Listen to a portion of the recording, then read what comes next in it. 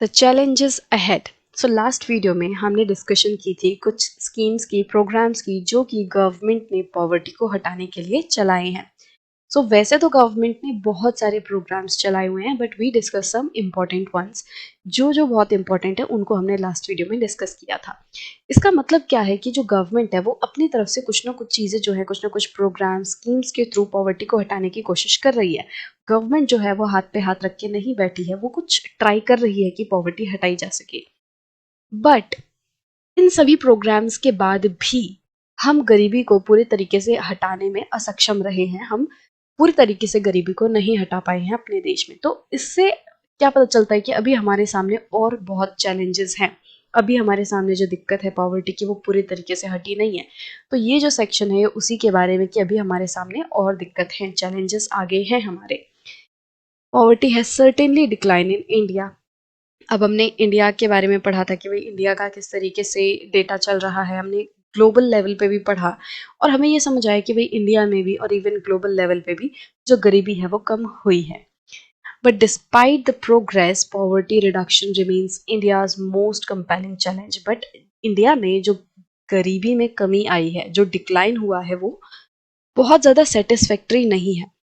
इस प्रोग्रेस के बाद भी, मतलब कि हमने थोड़ी प्रोग्रेस की है। प्रोग्रेस कैसे की है कि हाँ, गरीबी में थोड़ी कमी आई है। कुछ लोग जो है वो गरीबी रेखा से ऊपर उठे हैं। ठीक है, उनके पास अब इतना पैसा आ गया है कि वो अपनी जो बेसिक नेसेसिटीज है उसे पूरा कर सकें।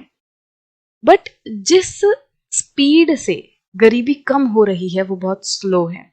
और इसी वजह से, या यूं कहें, जो जिस लेवल पे गरीबी कम होनी चाहिए थी वो अभी नहीं होनी हो पाई है, despite all the efforts we have been putting in. तो ये सारी चीज़ों से हमें क्या समझ आता है कि जो गरीबी है वो अभी भी हमारे सामने एक बहुत बड़ा चैलेंज बन के खड़ी हो रखी है। मतलब हमारे बहुत सारे चैलेंजेस में से एक बहुत बड़ा चैलेंज गरीबी है, अभी भी है। Wide disparities in poverty are visible between rural and urban areas and among different states. अब डिस्पैरिटी के बारे में भी हम पढ़ चुके हैं कि जो गरीबी है वो हर जगह सेम नहीं है। कुछ ऐसे स्टेट्स हैं जहाँ पे गरीबी बहुत ज़्यादा है, कहीं वहीं दूसरी कुछ ऐसे स्टेट्स हैं जहाँ गरीबी इतनी ज़्यादा नहीं है। ठीक है, जो रूरल एरिया में गरीबी है वो ज़्यादा है, अर्बन एरिया में इतनी गरीबी नहीं है। तो ये जो डिफरेंसेस हैं, ये डिस्पैरिटी है, ये भी बहुत ज़्यादा है। ठीक है, मतलब ऐसा नहीं कि थोड़े बहुत डिफरेंसेस, ये डिफरेंसेस भी काफ़ी ज़्यादा हैं। कहीं पे बहुत ज़्यादा लोग अमीर हैं, कहीं पे बहुत ज़्यादा लोग गरीब हैं। तो ये जो डिफरेंस है ये काफ़ी ज़्यादा हमें देखने मिल रहा है।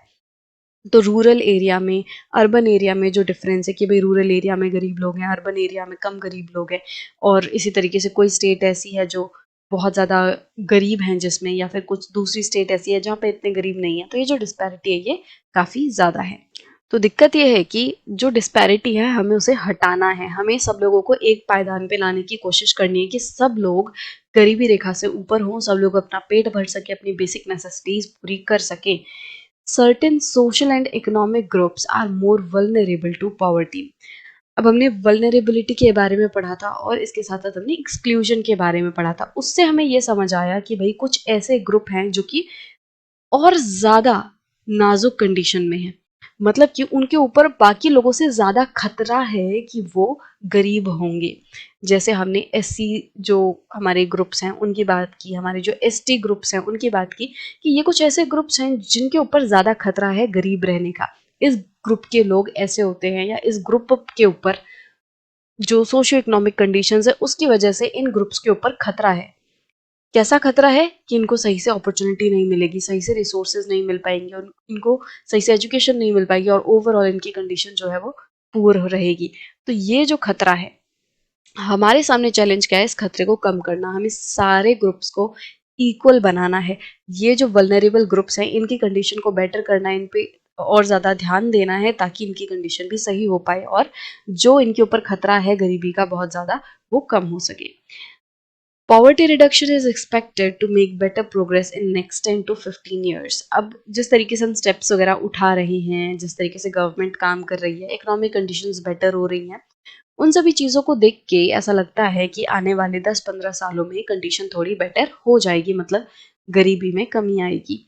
This would be possible mainly due to the higher economic growth, increasing stress on universal free elementary education, declining population growth, increasing empowerment of the women and the economically weaker sections of the society. अब हम ऐसा क्यों कह रहे हैं कि आने वाले 10-15 सालों में हमें जो हमारे देश के लोगों की सिचुएशन है वो बेहतर लग सकती है, क्योंकि अब हायर इकोनॉमिक ग्रोथ हो रही है। मैंने जस्ट अभी आपको बताया कि अब धीरे-धीरे करके इकोनॉमिक ग्रोथ ज़्यादा हो रही है, नए बिज़नेसेस खुल रहे हैं, नई-नई इंडस्ट्रीज़ आ रही हैं, लोगों को अपॉर्च्युनिटीज़ मिल रही हैं। और अब यूनिवर्सल एजुकेशन पे, यूनिवर्सल एलिमेंट्री एजुकेशन पे बहुत ज़्यादा फोकस किया जा रहा है। मतलब कि सारे बच्चों को एजुकेशन प्रोवाइड की जा सके। जो एलिमेंट्री एजुकेशन है, जो प्राइमरी एजुकेशन है, 6 से 14 साल तक के बच्चे हैं, उनको कंपल्सरी एजुकेशन प्रोवाइड की जा सके।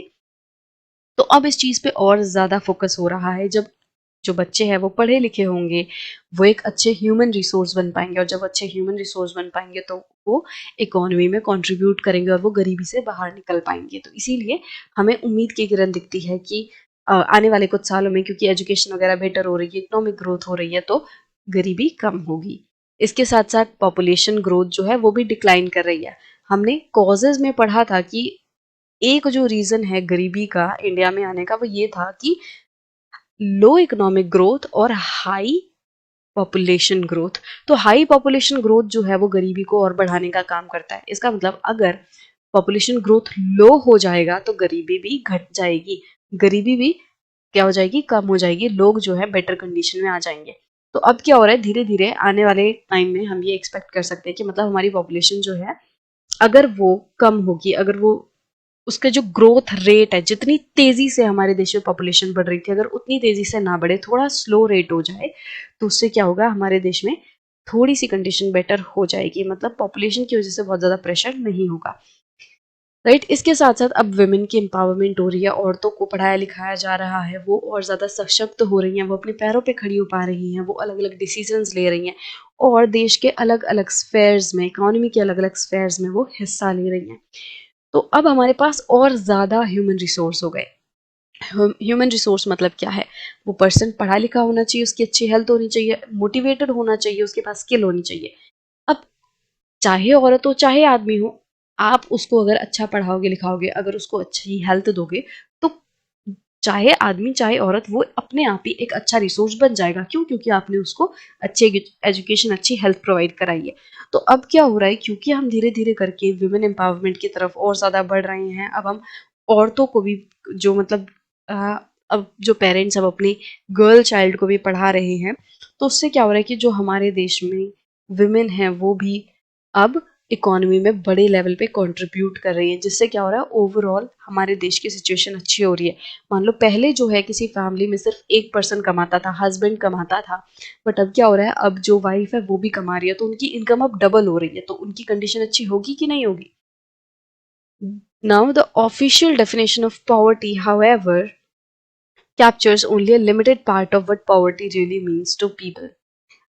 इससे पहले एक और पॉइंट रहेगा, वीकर सेक्शंस ऑफ सोसाइटी। मतलब हमारे जो वीकर सेक्शन है सोसाइटी के, चाहे वो एससी ग्रुप हो, चाहे एसटी ग्रुप हो, चाहे किसी भी स्फेयर में जो वीकर सेक्शन है और इकोनॉमिकली वीकर सेक्शन है, खासकर पैसे के मामले में जो सेक्शंस वीक है, अब उनकी भी एम्पावरमेंट हो रही है। जैसे कि यूनिवर्सल एजुकेशन सिस्टम आ रहा है, पीडीएस सिस्टम है, उन्हें फूड वगैरह दिया जा रहा है। तो ये सारी चीज़ों से क्या हो रहा है कि इकोनॉमिकल वीकर सेक्शन की भी कंडीशन अच्छी हो रही है। चलो अब बात करते हैं इस वाले पैराग्राफ की। इसमें क्या बोला जा रहा है कि जो ऑफिशियल डेफिनेशन दी गई है पॉवर्टी की, वो ना उन सारी चीजों को कवर नहीं करती है जो कि हकीकत में किसी पर्सन के लिए गरीबी मायने रखती है। मतलब कि एक गरीब पर्सन के द्वारा जो गरीबी का मतलब है, उस मतलब को पॉवर्टी की डेफिनेशन कवर नहीं कर पाती। मतलब एक पर्सन, एक आदमी, आम आदमी गरीबी को जो भी चीजें समझता है, या उसके दिमाग में या उसके लिए जितनी चीजें गरीबी के अंदर आती हैं, वो सारी चीजें इस ऑफिशियल डेफिनेशन के द्वारा कवर नहीं की जाती है। मतलब आप एक तरीके से कह सकते हो, जो ऑफिशियल डेफिनेशन है वो बहुत लिमिटेड है, बट गरीबी जो है वो लोगों की लाइफ में एक बहुत वाइड फिनोमेना है, बहुत बड़ा एक इवेंट है, जो कि इस डेफिनेशन द्वारा पूरे तरीके से कवर नहीं किया जाता। It is about a minimum subsistence level of living rather than a reasonable level of living. मतलब कि जो गरीबी की डेफिनेशन है, जो ऑफिशियल डेफिनेशन है पॉवर्टी की, वो किस चीज पे ध्यान देती है? वो मिनिमम सब्सिस्टेंस लेवल पे ध्यान देती है। सब्सिस्टेंस लेवल मतलब कि आप अपना जो काम है वो चला रहे हो, मतलब कि बस जीने लायक आप कर रहे हो। सब्सिस्टेंस मतलब बस अपने लिए जीने लायक, कि जैसे अ, आपको 2 रोटी की भूख है, तो सब्सिस्टेंस क्या होगी कि आप जैसे तैसे बस वो 2 रोटी कहीं से ला पाते हो। तो सब्सिस्टेंस मतलब बेयर मिनिमम, कि आप जैसे तैसे जीने के लिए सिर्फ वो चीज कवर कर पा रहे हो, कंसिडर कर पा रहे हो। तो ये जो ऑफिशियल डेफिनेशन है वो सिर्फ इस सब्सिस्टेंस के बारे में है, कि भाई अगर कोई पर्सन सब्सिस्टेंस लेवल भी अटेन नहीं कर पा रहा है, मतलब कि वो अपने जीने लायक भी खाना नहीं खा पा रहा है या जीने लायक रिसोर्सेज को नहीं यूज कर पा रहा है, तो वो पर्सन गरीब है। बट यहाँ पे बात की क्या की जा रही है? रीजनेबल लेवल ऑफ लिविंग की। सब्सिस्टेंस लेवल ऑफ लिविंग जो है वो एक अलग चीज है, कि आपको कम से कम क्या चीजें चाहिए जीने के लिए। But reasonable level of living क्या है, कि आपको सही तरीके से लाइफ जीने के लिए क्या क्या चीजें चाहिए। ठीक है, एक अच्छी लाइफ जीने के लिए आपको क्या क्या चीजें चाहिए। तो वो रीजनेबल लेवल ऑफ लिविंग क्या हो गया, कि आपको अच्छी लाइफ के लिए क्या चाहिए। मिनिमम सब्सिस्टेंस लेवल, की आपको बस जीने के लिए, जिंदा रहने के लिए जो जो चीजें चाहिए। तो जो ये डेफिनेशन है, ऑफिशियल डेफिनेशन है पॉवर्टी की, वो मिनिमम सब्सिस्टेंस लेवल की बात करती है, ना कि रीजनेबल लेवल की। अब जरूरी हमारे लिए क्या है? Reasonable level of living. ठीक है, मतलब एक ब्रॉडर कॉन्सेप्ट है रीजनेबल लेवल, क्योंकि जब आप रीजनेबल की बात कर रहे हो तब आप ये कह रहे हो कि लाइफ अच्छी होगी, है ना। उसमें आप 2 रोटी के लिए तरस नहीं रहे होंगे, आप 2 रोटी आराम से कमा लोगे। तो रीजनेबल जो लेवल ऑफ लिविंग है वो और थोड़ा ब्रॉड है। Many scholars advocate that we must broaden the concept of human poverty. अब बहुत सारे जो स्कॉलर्स हैं, जो पॉवर्टी वगैरह को और पढ़ते हैं, इस चीज़ पे ध्यान देते हैं, वो क्या कहते हैं कि हमें जो ह्यूमन पॉवर्टी है इसको और ज़्यादा, इस कॉन्सेप्ट को और ज़्यादा ब्रॉडन करना होगा। मतलब कि आप आज जिन चीज़ों को पॉवर्टी के अंदर कंसीडर कर रहे हो, आपको अब उसका दायरा और ज़्यादा बढ़ाना होगा। अब आपको और ज़्यादा चीज़ें पॉवर्टी में कंसीडर करनी होंगी, और नए नए तरीके से जो पॉवर्टी है उसमें चीज़ों को कंसीडर करना पड़ेगा, क्योंकि हमने देखा था कि जो पॉवर्टी है वो मल्टी डिसिप्लिनरी है, मल्टी डायमेंशन है। राइट, इसका मतलब कि गरीबी सिर्फ एक डायमेंशन से हमें असर नहीं करती, बल्कि बहुत सारे डायमेंशन से, बहुत सारे तरह से गरीबी किसी पर्सन को अफेक्ट करती है। तो ये जो डायमेंशन है वो धीरे धीरे करके बढ़ते जा रहे हैं, तो इसको और ज्यादा इंक्लूड करना, गरीबी में जितनी चीजें लोगों को अफेक्ट करती है उन सबको इंक्लूड करना। तो ये क्या कह रही है स्कॉलर्स, कि हमें धीरे धीरे करके ह्यूमन पॉवर्टी के इस कॉन्सेप्ट को बड़ा करना होगा। Large number of people may have been able to feed themself. तो क्या कहा जा रहा है कि ज्यादातर लोग, हो सकता है कि वो अपने आप को फीड कर पाते हो सकता है ज्यादातर लोग अपना पेट भर लेते हो, but do they have education. बात क्या हो रही है अब? रीजनेबल की हो रही है। यहाँ पे ये जो फर्स्ट सेंटेंस है, जब हम कह रहे हैं कि हाँ, हो सकता है कि बहुत सारे लोग जो अपना पेट भर लेते हो, तो पेट भरना मतलब वो सब्सिस्टेंस लेवल है, कि हाँ हो सकता है बहुत सारे लोग जैसे तैसे जी पा रहे हैं, बट क्या उनके पास अच्छी एजुकेशन है? ये भी एक इंपॉर्टेंट सवाल है। आपको गरीबी में इस चीज को भी कंसिडर करना पड़ेगा, क्योंकि एक अच्छी लाइफ जीने के लिए, एक रीजनेबल लाइफ जीने के लिए आपके पास एजुकेशन होनी चाहिए। इसके साथ साथ क्या उस पर्सन के पास शेल्टर है? सिर्फ पेट भरने से ही तो काम नहीं चलेगा, सर के ऊपर छत भी होनी चाहिए, बहुत इंपॉर्टेंट है वो भी। या फिर इसके अलावा हेल्थ केयर फैसिलिटीज लोगों को मिल रही हैं कि नहीं, जॉब सिक्योरिटी है कि नहीं। जॉब सिक्योरिटी मतलब अ, जैसे अगर कोई पर्सन आज जॉब पे लगा है, तो उसकी सिक्योरिटी मतलब ये होगा कि उसको ये आश्वासन रहे, उसको ये टेंशन ना हो कि मेरे को कल जॉब से निकाल दिया जाएगा, है ना। मतलब कि जॉब सिक्योरिटी मतलब अगर आप जॉब पे लगे हो तो आपके पास ये अश्योरेंस है कि हाँ, मैं काफी टाइम इस जॉब पे रहने वाला हूँ, कल कोई अचानक से मुझे यहाँ से नहीं निकाल सकता। ठीक है, तो जॉब सिक्योरिटी मतलब क्या, उसको अपनी जॉब की अश्योरेंस है, उसको ये डर तो नहीं कि उसको कभी भी कहीं से भी उसको जॉब से निकाला जा सकता है। और सेल्फ कॉन्फिडेंस, क्या उस पर्सन के पास सेल्फ कॉन्फिडेंस है? तो देखो, हमने पेट भरने के अलावा इन सभी चीजों को भी कंसिडर किया है। ये सारी चीजें भी बहुत इंपॉर्टेंट है, कि भाई पेट तो भर लिया, बहुत सारे लोग जैसे जैसे पेट भर लेते होंगे, but education, shelter, health care, job security, self confidence, ये सारी चीजें भी बहुत जरूरी है। अगर ये चीजें भी नहीं है तो वो पर्सन गरीब होगा। Right, are they free from caste and gender discrimination? क्या जो लोग हैं वो कास्ट और जेंडर डिस्क्रिमिनेशन से फ्री हैं? मतलब कि क्या लोगों के साथ डिस्क्रिमिनेशन तो नहीं हो रहा, कास्ट के बेसिस पे जो ऊंची नीची जात है उसके बेसिस पे कोई डिस्क्रिमिनेशन तो नहीं हो रहा, लड़का लड़की औरत आदमी के बेसिस पे तो कोई डिस्क्रिमिनेशन नहीं हो रहा। ये चीजें भी होनी जरूरी है, क्योंकि अगर डिस्क्रिमिनेशन होगा, मान लो औरत के साथ डिस्क्रिमिनेशन हो रहा है, तो फिर औरत जो है वो एक वल्नरेबल ग्रुप बन जाएगी। मतलब औरत के साथ डिस्क्रिमिनेशन हो रहा है, इसका मतलब उसको पढ़ने की अपॉर्चुनिटी नहीं दी जा रही, उसको अच्छी हेल्थ नहीं प्रोवाइड हो रही, उसको अच्छा खाना जो है वो नहीं मिल रहा। इसका मतलब ओवरऑल जो औरत है वो गरीब रह जाएगी। तो इसीलिए डिस्क्रिमिनेशन ना हो, ये भी एक बहुत इंपॉर्टेंट पॉइंट है कि कास्ट डिस्क्रिमिनेशन, जेंडर डिस्क्रिमिनेशन, इस तरीके की चीजें भी नहीं होनी चाहिए, क्योंकि ये जो डिस्क्रिमिनेशन है ये भी गरीबी को बढ़ाता है। Is the practice of child labour still common? इसके साथ साथ हमें क्या देखना है कि क्या अभी भी चाइल्ड लेबर की प्रैक्टिस है कि नहीं, क्योंकि अगर चाइल्ड लेबर की प्रैक्टिस है फिर वो क्या सजेस्ट करते हैं कि अभी भी देश में बहुत ज्यादा गरीबी है। क्योंकि कोई माँ बाप अपने बच्चों को तभी काम पे भेजेगा जब वो खुद कमा नहीं पा रहा हो, जब वो खुद सफिशिएंट पैसे नहीं कमा रहा हो, तभी वो अपने बच्चों को काम पे भेजेगा। तो अगर ज्यादा चाइल्ड लेबर होगा, इसका मतलब बहुत ज्यादा गरीबी है। Worldwide experience shows that with development, the definition of what constitutes poverty also changes. अब जो वर्ल्ड वाइड एक्सपीरियंस है, मतलब कि अगर पूरे वर्ल्ड में जो चीजें हो रही हैं उनको अगर हम देखें, तो हमें ये पता चलता है कि धीरे धीरे करके समय के साथ जो पॉवर्टी की डेफिनेशन है वो भी चेंज हो रही है। Eradication of poverty is always a moving target. और हमेशा से ये जो पॉवर्टी को इरेडिकेट करना है, मतलब कि पॉवर्टी को एकदम खत्म करना है, ये टारगेट हमेशा से बना आ रहा है। सारे लोग इस चीज का टारगेट करते हैं कि हमें गरीबी हटानी है। Hopefully we will be able to provide the minimum necessary in terms of only income to all people by the end of the next decade. अब उम्मीद करते हैं, मतलब कि हमें ये आशा है, उम्मीद है कि हम हमारे लोगों को मिनिमम नेसेसरी जो रिसोर्सेज हैं वो प्रोवाइड करा सकें। मतलब कि आने वाले 10 सालों में हम हमारे लोगों को इतना सक्षम बना दें कि वो इतना पैसा कमा लें, इतनी इनकम वो कमा लें कि वो अपनी नेसेसिटीज को, रोटी कपड़ा मकान एजुकेशन हेल्थ, ये सारी चीजों को वो अच्छे तरीके से पूरा कर पाए। तो ये हमारा एम है, all people by the end of the next decade, ये चीज हमें करनी है, right. But the target will move on for many of the bigger challenges that still remain. तो अभी हमने टारगेट किसका लिया, हमने बोला कि आने वाले 10 सालों में हमारी जो इनकम है वो इतनी हो जाए, हम लोगों को एटलीस्ट इतनी इनकम प्रोवाइड करा सके कि लोग जो है वो कम से कम अपनी बेसिक नेसेसिटीज को पूरा कर सकें।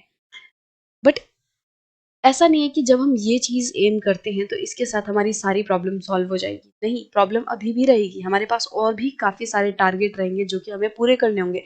लोगों की इनकम तो आप मिनिमम करवा लो, मतलब कम से कम इतनी इनकम होनी चाहिए लोगों की वो अपनी बेसिक नेसेसिटीज पूरी कर ले। ये गोल अच्छा है, और शुरुआत के लिए मतलब सबसे मेन गोल यही है। बट ऐसा नहीं है कि इस गोल के पूरा होते ही हमारी सारी दिक्कतें खत्म हो जाएंगी, नहीं। इस गोल के पूरा होने के बावजूद भी, या इस गोल के साथ साथ हमारे और भी बहुत सारे टारगेट है जो कि बहुत ज्यादा जरूरी हैं, जैसे कि अच्छी हेल्थ केयर प्रोवाइड करना। लोगों को सिर्फ पैसा कमाना ही सब कुछ नहीं होता, लोगों की अच्छी हेल्थ भी होनी जरूरी है। उनको अच्छी एजुकेशन मिले, उनको सिक्योरिटी मिले जॉब में, उनको ये डर ना हो कि आज जॉब लगे हैं तो कल कोई भी निकाल देगा धक्का मार के। ऐसा नहीं होना चाहिए, उनके पास एक सिक्योरिटी होनी चाहिए। हमें जेंडर इक्वलिटी अचीव करनी है, जो डिस्क्रिमिनेशन हो रहा है जेंडर के बेसिस पे हमें उसको खत्म करना है। क्योंकि जब डिस्क्रिमिनेशन खत्म होगा तो हमारी जो कम्युनिटीज हैं जिनके साथ अभी डिस्क्रिमिनेशन हो रहा है, तो वो भी ऊपर खड़ी हो पाएंगे डिस्क्रिमिनेशन के हटने की वजह से। वो भी उभर के आ पाएंगे और वो भी इकोनॉमी में कंट्रीब्यूट कर पाएंगे और उनकी कंडीशन अच्छी होगी। इसके साथ साथ हमें गरीब लोगों के लिए डिग्निटी जो है वो लानी है। मतलब कि जैसे आपने देखा होगा कि जो गरीब लोग हैं, लोग उन्हें एकदम धिक्कार देते हैं, उन्हें धुतकार के भगा देते हैं, बहुत गंदे तरीके से उनसे बात करते हैं। जो अमीर लोग हैं, सो कॉल्ड अमीर लोग हैं, पैसा है उनके पास, वो क्या करते हैं, वो कहने को तो अपने आप को बड़ा सभ्य कहते हैं, बहुत एजुकेटेड कहते हैं, बट वो किसी गरीब को बहुत बुरे तरीके से ट्रीट करते हैं। उस गरीब ने उनका कोई नहीं बिगाड़ा होता, बट वो जो अमीर आदमी है वो गरीब को बहुत बुरे तरीके से ट्रीट करता है। तो हमें क्या करना है कि जो लोग हैं उनके अंदर ये चीज लानी है, ये सेंस लानी है कि सब लोग इक्वल है, और गरीब को जो इज्जत मिलनी चाहिए वो भी उसे मिले। तो ये सारे जो टास्क हैं, ये जो अभी हमने डिस्कस किए, हेल्थ केयर की, education, job security, gender equality, dignity for the poor, ये सारे जो एम हैं ये इस इनकम वाले एम से भी और ज्यादा बड़े हैं। सो इसी के साथ हमारा जो मेन चैप्टर है वो खत्म होता है। अब नेक्स्ट वीडियो में हम समरी की डिस्कशन करेंगे और हम एक तरीके से समराइज करेंगे जो भी हमने इस पूरे चैप्टर में पढ़ा।